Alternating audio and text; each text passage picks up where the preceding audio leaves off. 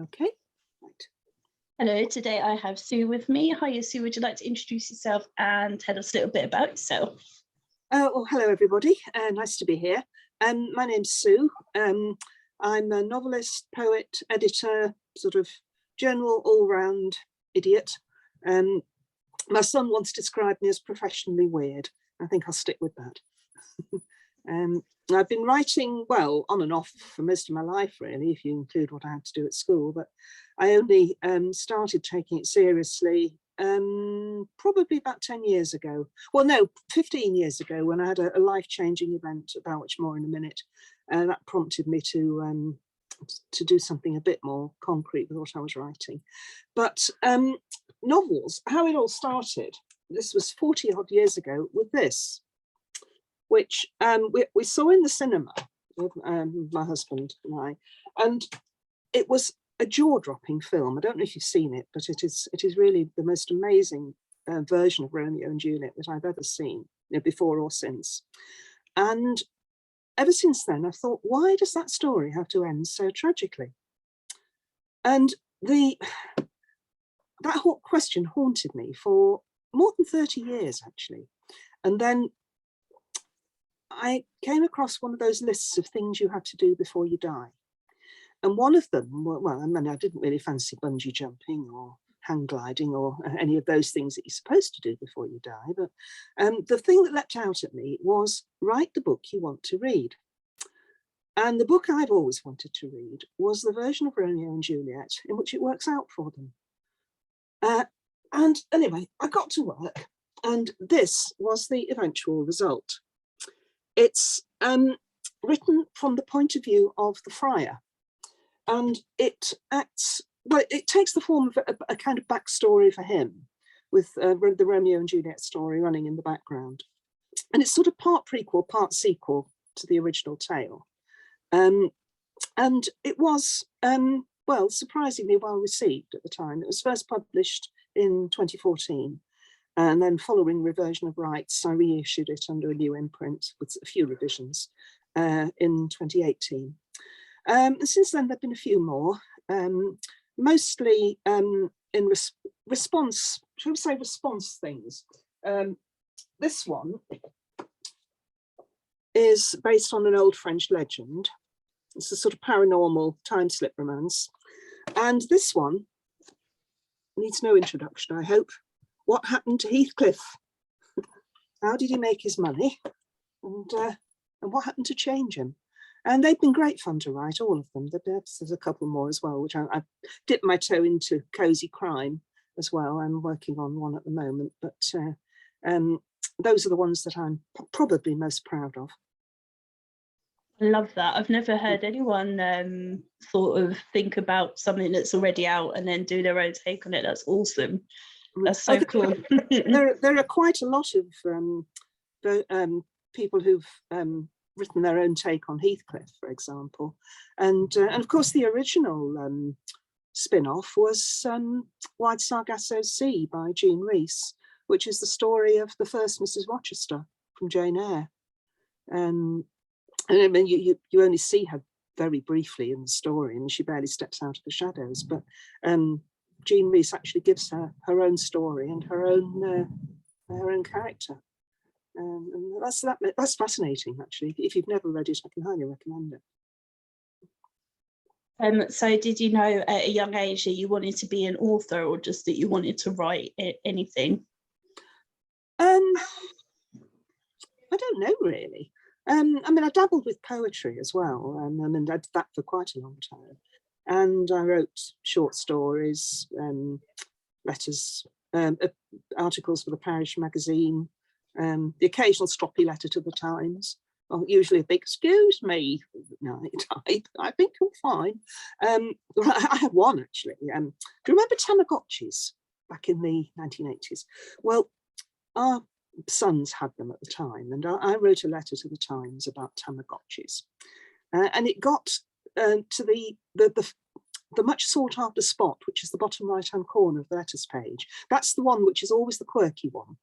And following publication of that, I actually got some old guy from a few miles away writing to me and asking me to elope with him. I don't know why. My husband looked at this and said, well, he must be optimistic if nothing else. I don't know what happened to him, poor chap. And then he was, I think he readily admitted he was in his 80s at the time, I think. So I think he's probably no longer with us, poor fellow. But yeah, hopeful if nothing else. I don't even know what to say to that. Wow. Neither did I at the time. Love me. Apart from a polite thanks, but no thanks, which was yeah. I'm not quite sure what would have happened if I had run away with him. No, not a lot if he was in his 80s. No, but he did tell me to leave the Tamagotchis behind.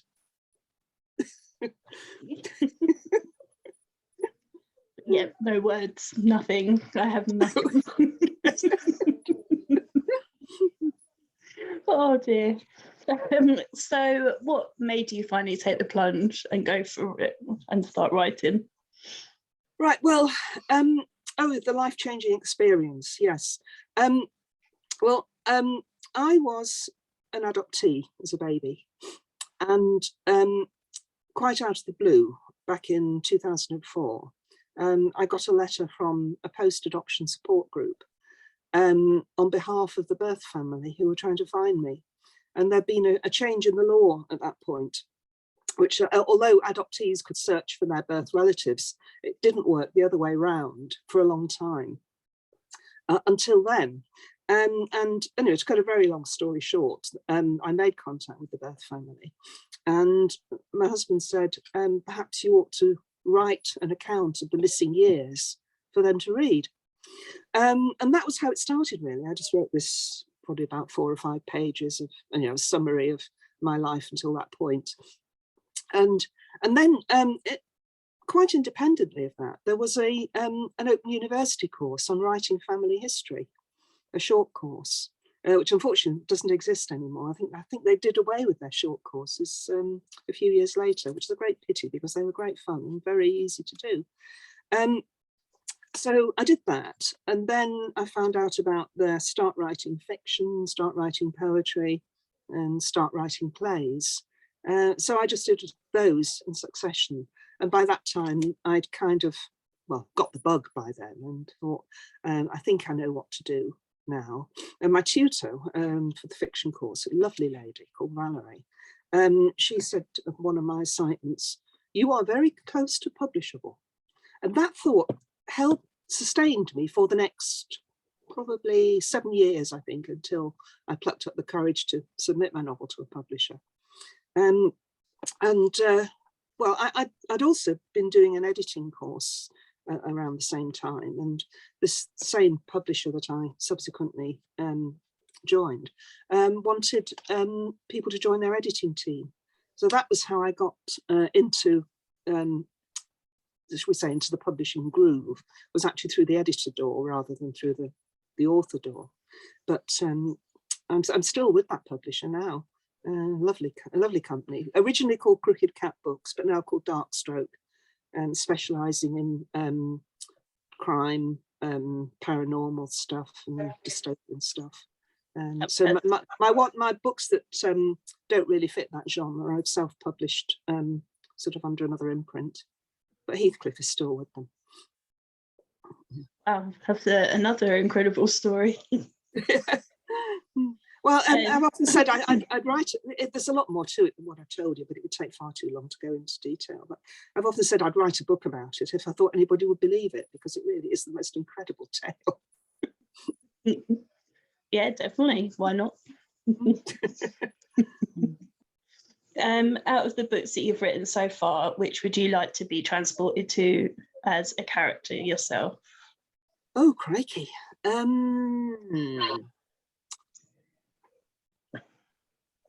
Probably Never on Saturday. This one. This is the paranormal one, paranormal romance. I think mainly because it's the one in which I can probably most easily relate to the characters, because part of it's contemporary, I think. I mean, one of my cozy crime novel, Oh yeah, this one. This is also present day. It's based on an amateur dramatic society's production of Julius Caesar, and that is based, or some of the background is drawn from my own experience working with an Amdram company. In fact, with the book I'm working on at the moment is a sequel to that, with the same characters, the same setting, just a different play. Oh, cool. So I suppose you could say I'm already in that one as the main female character. But no, I think Never on Saturday is the one I'd most like to, but mainly because I think I'd like to meet the central characters, in person, and see what makes them tick. Yeah, I love that. Do you hide secret jokes or messages in your books that only a few people would understand? Yes. Yeah. There are one or two in Heathcliff, because Heathcliff was one of the ones, one of my books for O-level back in the dark ages before GCSE, and we did Wuthering Heights, and we struggled. We struggled terribly, actually, with, have you read Wuthering Heights? Yeah. So you remember Joseph's incomprehensible dialect. Yeah, we struggled trying to make sense of that. And so there are a few throwaway comments in Heathcliff about him being very difficult to understand.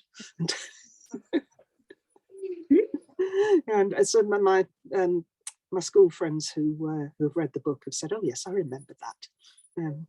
And in one of my books, my English teacher has a cameo role as well. I mean, she was a lovely lady, but alas, no longer with us. But she's the one who is the voice of reason in the classroom. But lovely lady. Yeah, it's funny what an impact they have. I'd love to know if my English teacher's still around. I'd love to talk to her again, but yeah, I don't know. Yeah. Yeah, we had another English teacher, actually, just to digress for a minute, who when she was teaching us Animal Farm, I mean, she always gave the impression of being very prim and proper, and she was explaining the difference between a boar and a hog, and apparently boars are kept for breeding and hogs are kept for meat, and as a result hogs are castrated. And anyway, one of the class, in an obvious attempt to embarrass the English teacher, put her hand up and said in mock innocence, "Please, miss, what does castrated mean?" Never batted an eyelid, she just smiled sweetly and said, "Come and see me afterwards and I'll draw you a little diagram."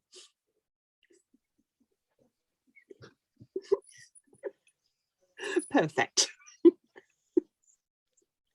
My English teacher was a huge George Clooney fan, and she had a big poster on the inside of her cupboard. And it was just, yeah, she never made a secret of it either. It was hilarious.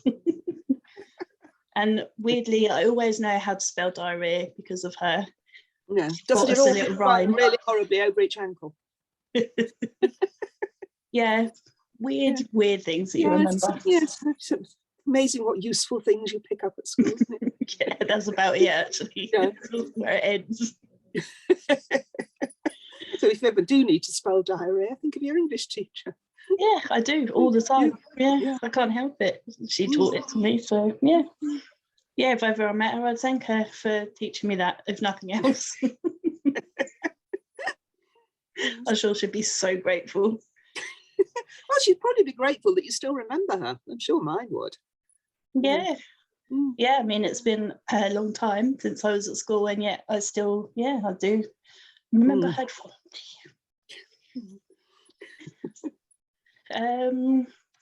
Totally lost my train of thought now. Oh, no. Yes, I think we found the level now, haven't we? Talking about mnemonics and how to spell diarrhea. Yeah. I know. It's not very high, is it? Come on, let's try and come on, focus. Think of something highbrow. Well, not necessarily highbrow, but what's the most interesting thing you found while researching your books? Oh, that's a tricky one. Actually, I I can't really answer that because it would give too much away about the plot of Heathcliff. But suffice it to say that trying to account for those missing 3 years, I had to be very, very careful to get the timing correct, because the dates in Wuthering Heights are very specific. He disappears in 1780 and he returns in 1783. And my first thought was, oh, I'll have him run away and be a pirate and make his money that way. But unfortunately, the golden age of piracy was too early for that. And then I thought, okay, well, we'll have him in the American or Australian gold rush. But that was too late. So eventually I did find something that fitted that time frame, but I can't really say what it is because it gives too much away. Fair enough. You have to read the book to find out. Yeah. But what I did find out was fascinating, that I will say. And I found one website which, I realised that getting on for 2 hours had gone past and I hadn't written a word. I'd spent so long studying this fascinating website. Yeah. Good old rabbit holes when you... Oh, God, yes. What's been the most fun scene you've written, if you can tell us without spoilers? The most fun thing, giving Romeo and Juliet a happy ending, I think. That's the thing shall we say, I'm most proud of. Having said that, I have a long ongoing project which consists of writing limericks, summarising the plot of Shakespeare's plays, and that's been quite fun too. I've still got quite a way to go. I think I've done about 15 or 20 now out of the 38 I have to find to do. But then, of course, it requires an encyclopedic knowledge of plays, which in my case I have not got. So first of all, I have to study the plots and work out how to condense them into 5 lines. But that is fun. That is fun. Yeah. Have you made lots of author friends since you started writing? Oh gosh, yes, loads and loads. Well, my publisher has an author community where all the authors belong to a private Facebook group. But we are encouraged to support one another and help to promote one another's books and give advice and share our experience. We can always ask if there's a problem, if anyone else knows how they dealt with it, that sort of thing. And that plus the friends I made in my writing group and friends I've made in the Romantic Novelists Association, and my friend base has expanded, well, probably 100-fold since I started writing. Yeah, it's lovely, isn't it? It's a really nice community. Yeah. And do you get a lot of feedback from readers? Yes, most of it positive. The rest of it I ignore. Best way. Yeah, well, you can't please everybody. You just have to develop a thick skin and accept that there are some people out there who don't appreciate what you do, or that what you do is not to everybody's taste. But so long as you don't make anything make any serious mistakes. That's one thing that as an editor, I must admit I have acquired a reputation for being a professional nitpicker. But it's the kind of thing that you do have to be wary of. I mean, people say, well, what do you do as an editor? Thinking, no, you just proofread it and correct any typos. But there's a lot more to it than that. One of which is fact checking. That can be anything from something as simple as having a particular plant and flower at the wrong time of year, or I edited one book which was set in Italy, but all the natives spoke Spanish. Yes, the author obviously hadn't fully appreciated that two languages aren't interchangeable. Very different. Yeah. Yes. As an editor, does it make you more careful when you write, or are there still things that you do? Do you have your own little habits or words and phrases that you overuse?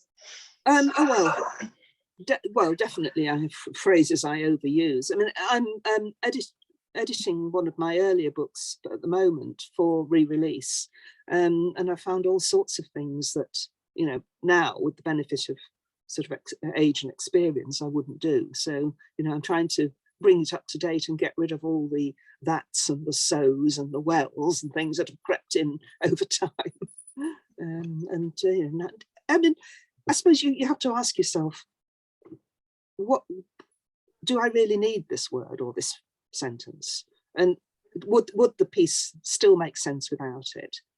And then 9 times out of 10, the answer is yes, it would, and no, you don't. Yeah.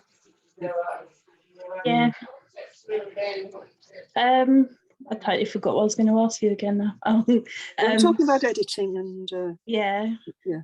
My mind has gone off somewhere else. Don't worry. A fun question, but possibly a hard one to answer. If you were to be a killer in a book, how would you kill your victims? A killer? Ooh, now then. Well, hopefully in a way that wouldn't be detectable. I'd have to work on that.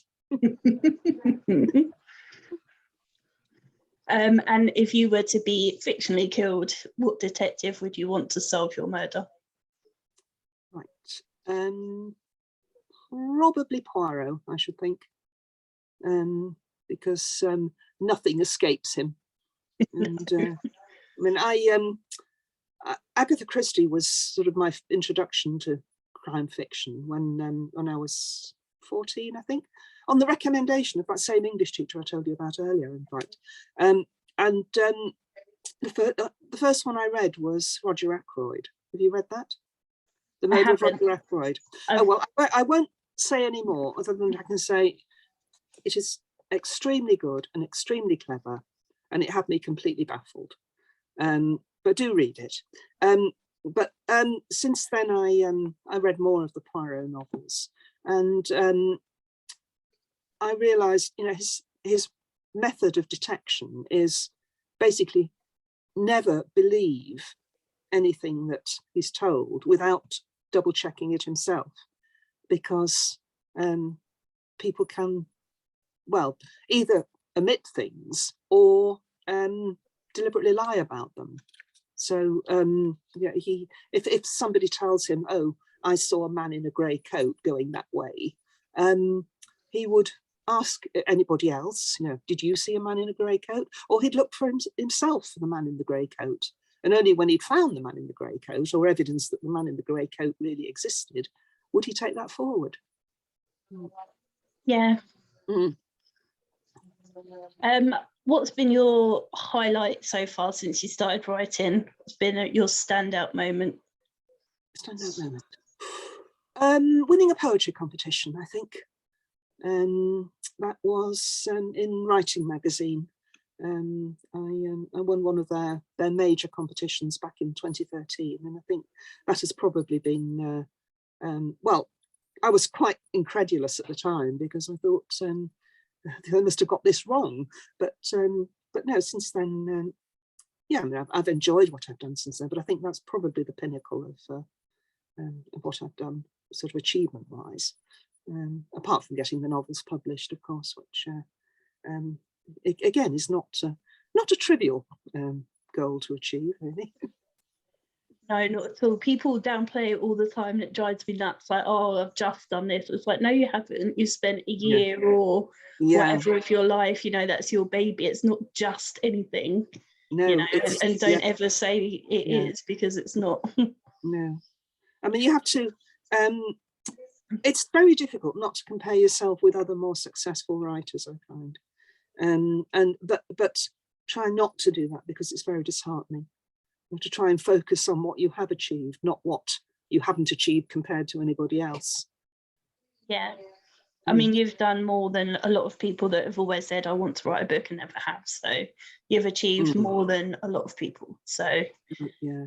Well, when I started on The Ghostly Father, I didn't actually have in mind to have it published. I was writing it just for myself, because, you know, it was the ending I'd always wanted. But when I finished the first draft, I showed it to a couple of friends who'd expressed an interest in what I was doing, And they both said, you ought to take this further, you know, I think other people might like this.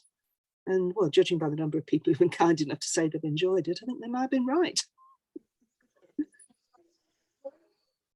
If you're able to spend a day with any author, dead or alive, who would you like to spend a day with? Oh, right. Dead, probably Shakespeare. Alive, probably J.K. Rowling. Yeah, interesting. I'm a big Harry Potter fan, and I'm not ashamed to admit it. And I like how Robert Well, Galbraith. don't be ashamed to admit it. No, lots of people diss it, but why should they? They're very good books. They're incredible, and I won't ever have anyone, you know, I know not everyone will like them, but, you know, they're popular for a reason. Yeah. Yeah, what she created was phenomenal, absolutely phenomenal. It was, yes. Yeah. Yes, a very, very clever lady. Yes, absolutely. I have her latest Robert Galbraith book to read, actually, but it's like that thick, so I haven't got around to it yet. I'm not sure if I got it last Christmas, actually. I've had it a while, I think. I don't think I got it for my birthday. I think it was before then. Oh, you should see my TBR pile. I can't even see over the top of it. Someone asked me yesterday what's on mine. I'm like, I don't even count them. Like, there's no point in counting. It just wouldn't do anything. It's there, and we don't need to worry about numbers. It's fine. Yeah, I do a lot of ARC reading and blogging and stuff as well. So I have a lot to read. Well, if you can see the bookshelf behind me there, that is, the lower shelf is all the books I've had a hand in producing. Ones I've either written or edited. And the one above is books by people I know. Oh, that's cool. Yeah, I love that. Lots of black covers. Well, I think that's just coincidence, actually. It's a little weird, isn't it? Yeah. What do you like to do when you're not writing or editing or anything? Oh, right. Walking, usually with a pair of binoculars slung around my neck, looking out for birds. What else? Listening to music. Quite like watching crime dramas on the telly. I mean, that they sort of sustained us through lockdown, and thank goodness for ITV3, where we can record old episodes of Midsummer Murders or Vera or whatever, and then watch one of those of an evening when we couldn't go out. I mean, we used to socialise, you know, of an evening with friends, but of course lockdown put paid to that. But since then, it's been the pub in the evening has become Costa's in the morning, which we all found a lot more, a lot easier all round. Yeah. At least you can talk to people in Costa. Then it just even makes me think, oh, I'm so getting old. But if you can't talk to people in a pub, it's too noisy. Yeah, that's right. Well, the one we used to go to used to have background music, which was awful because we had to shout to make ourselves heard. And it's thump, isn't it, as well? It's not music. Again. Not what we would choose to listen to anyway. No, I don't care if it makes me sound old. It's awful. And on a random aside, did you watch Show Trial on the BBC? I did, yes. And are you going to watch You Don't Know Me, I think, which starts that's tomorrow. The one that starts tomorrow, isn't it? Yeah, Imran Mahmood. Yes, I've seen the trailers. It looks interesting. I think I might give it a go. The book is incredible. Absolutely. Oh, you read it? Yeah. People kept talking about it, and one of my closest friends kept recommending it. She kept telling me to interview him, which I did in the end. But it's one of those books that's so different, and it was just brilliant. And it doesn't really, you decide at the end as well. He doesn't tell you the answer. So it's one of those make your own mind up ones. Yeah. Oh, right, that's interesting. I have mixed feelings about those, actually. It depends how they're done. And then there is one, well, the famous one, of course, is The French Lieutenant's Woman, which has 2 alternative endings. But there is another book by the same author, which is about that thick. And it's a real page turner, right from the very first paragraph. And it ends 1 sentence too early. Sort of 600 odd pages of absolutely gripping stuff. And I ended up throwing the thing across the room at the end.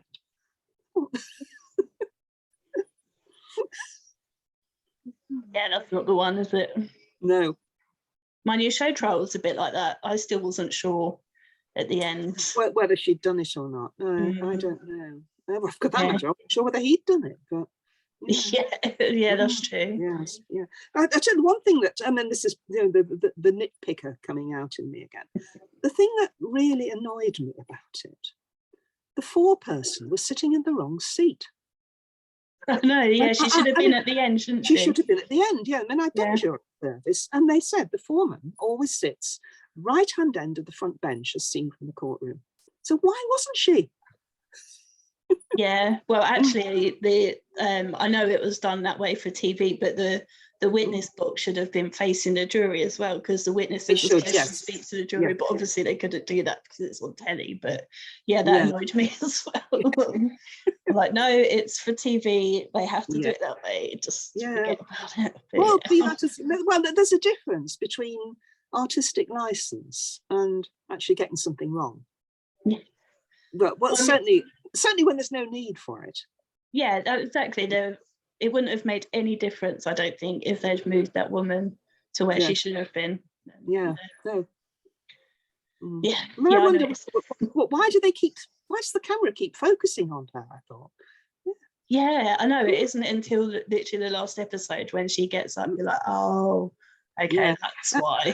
Why is she sitting there? I know it's a fairly minor point, but it's bloody annoying. Oh, yeah, totally with you. I saw that as well, and I was just like, okay. Yeah, I know. These artistic licenses. Yes. Yeah. Because I've studied forensics, so I notice things, silly things as well, and I'll just have to just like block it out. Like, no, doesn't matter. It's just TV. It's fine. Doesn't matter in the grand scheme of things. Well, it shouldn't, but it does. Yeah, I know. Can't help it. Yeah. If you're able to travel to any period of time, either forwards or backwards, where would you go? Right. Stick my neck out here. Back to 2016 and tell David Cameron not to call that bloody referendum. Interesting, but yeah. Never has so much been destroyed for so many by so few. Yeah. I mean, I know that we're supposed to have a say and stuff, and we're entitled, but what do we know about that? We don't know enough, you know, and our vote was cast on a very huge lack of knowledge of the consequences, and it shouldn't have... huge lack of knowledge of consequences at best, at downright lies at worst. Yeah. So yeah, I totally agree. Hello, Trix. You gonna come say hello? Come in. We got company. Hello, Trix. Hello. Trix, you gonna say hello? No, you're not. Hello, I'm over here. No, she's on social. There you go. I love dogs. Yeah, we've only had just over 2 weeks as a rescue, so. Oh, lovely, yes. Yeah. I used to have a Westie when I was younger. Yeah, as you can see, she's hating her life here. She hasn't settled in at all. How old is she? Nearly 4. Oh. Yeah. You're a good girl, aren't you? Yeah. You're a good girl. It's just like, what are you doing? She could roll her eyes, I'm sure she would, wouldn't you? So are you working on anything at the moment, and do you know what you're going to do next? Well, yeah. As I say, I'm working on getting one of my back catalogue ready for reissue. well, two actually. The two, they're linked actually. Let me just find them for you. This is about family secrets, and this is its companion novel, in which, well, at the end of this, I realised I'd left a loose end left dangling. It didn't really matter sort of to the story, but it did leave a way open for a sequel, which is what this one is. But they're both out of print at the moment, but I need to, I'm working through them to reissue them, probably together and hopefully before Christmas, but don't hold your breath. Christmas tends to warp time, doesn't it? I know. How is it December already anyway? Yeah, I know. Where are we now? The 4th, is it? Yes, 4th of December, and in 3 weeks' time it'll be Christmas. Oh joy. Yeah, it will as well, won't it? Yep. I Well, just I can't can't- get around it, I'm afraid. I mean, I managed to dig these out of the archives ready for for today, but that's as far as it's got. Oh, and I sent one Christmas card to Australia. That's what I've done. So I suppose you could say I've started it, but yeah. Yeah. Yeah, I dug my t-shirt out. I was supposed to do it for the first, actually, for someone else, but she forgot as well, so that's fine. Well, I can't think of any more questions for you, unless you think there's anything I haven't asked that you want to tell us about. I don't think so. Thanks. I think we've covered a lot of ground. We have. Yeah. Well, Thank you very much indeed. It's been lovely. You're very welcome. And before you go, would you just like to tell everyone where they can get your books from and where they can find out more about you if they would so wish? Yeah. Well, they can, if they wish, yes. They can find me on my Facebook page, which is Sue Barnard author. My books are available on Amazon, all of them. And my blog is called Broad Thoughts from a Home. Any fans of Robert Browning, I'm sure there must be some of them out there, might recognise the sly nod to his to Home Thoughts from Abroad. But it started off as a poetry blog, so it ought to have a poetry themed title. But yeah, you'll find links to my books on there anyway. Fabulous. So thank you very much. Well, thank you. Lovely to talk.